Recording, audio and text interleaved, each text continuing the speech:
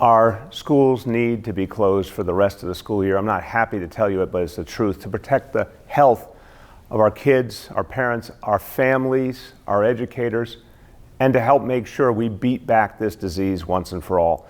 But it's going to put even more burden on parents and families to make sure the kid gets an education in the meantime through distance learning.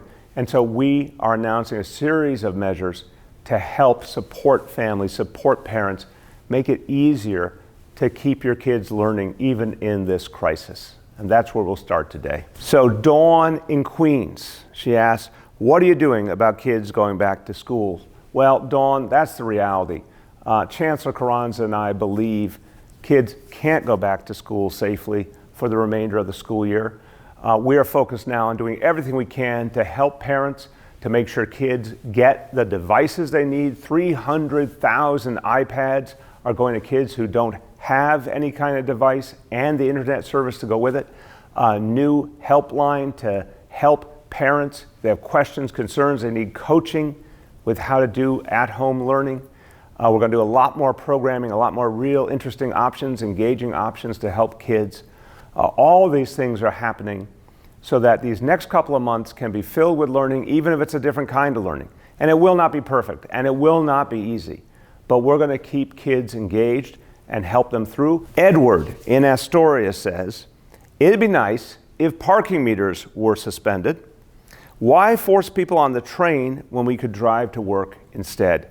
It's a very fair question, Edward. I understand it, and I have to tell you, it would make sense, except for you have to think about the whole equation. We've got all those grocery stores, supermarkets, pharmacies. They need their supplies delivered. They need space for those deliveries to come in. All the customers who come just to go shopping and then go right back home, they need a place to park. Think about the fact that you've got all of the things that people depend on. And we want to make sure people can get to them quickly, just a short time, and then get back home. So in the end, everyone who's relying on these stores needs to know there's going to be a parking space available. If the space is taken up by someone who could just leave their car there for weeks and weeks, it's all going to break down. It won't work. But meanwhile, we have done something important over the last weeks. We've suspended alternate side parking. We're going to make a decision today on what to do next on alternate side, but wherever we can provide that relief, we will for sure. Finally, we have a question from Maddie, and Maddie says, where can I find real-time updates on cases and data? So we're going to put up new data today, which will show 3 key indicators. And I've said if those 3 indicators start to move downward consistently, day after day for 10 days to 2 weeks, that will signal the beginning of a new phase and a better phase.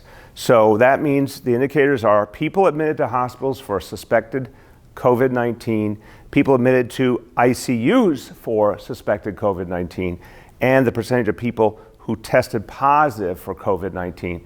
Those 3 key indicators, we'll all watch them together. It'll be like a scorecard for all of us on how we're doing, and it will inspire us to keep going with social distancing, keep going with shelter in place. It's been working. We need to keep it working to get to that better place. Anytime you want to see this data and a lot of other data, go to nyc.gov/coronavirus. It's all there for you. And everyone, thank you. New Yorkers have been amazing, strong, tough, resilient, following the rules, getting things done. Keep doing it. That's how we move forward. And keep sending in your questions, and I'll keep giving you answers. Thanks very much.